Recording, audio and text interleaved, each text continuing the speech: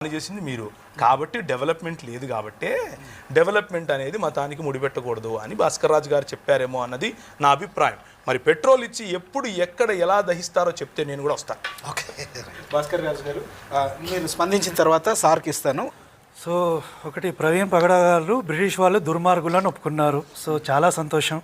వాళ్ళకి మాకు చుట్టరికం లేదని చెప్తున్నా. అదే సో నా చిన్న క్వశ్చన్ అయితే గత సంవత్సరం రోజులుగా చెప్తున్నాం కానీ కావాలనే మీరు వినలేదేమో నా అభిప్రాయం.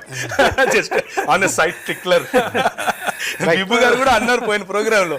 ఇంకెన్నిసార్లు చెప్పాలి? దుర్మార్గులు మనల్ని దోచుకెళ్లారని ఒప్పుకున్నారు. 100% సార్. ఎందుకంటే చాలా మంది క్రైస్తవులు ఈ మాటను ఒప్పుకోవట్లేదు.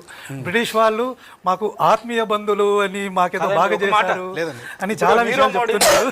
నీరవ్ మోడీని కానీ లేకపోతే కింగ్ విజయ్ మాల్యాన్ కానీ ఒక ఒక ఒక ఒక ఒక మతానికి సంబంధించిన వారుగా ముద్రించి తిట్టడం ఎంతవరకు కరెక్ట్?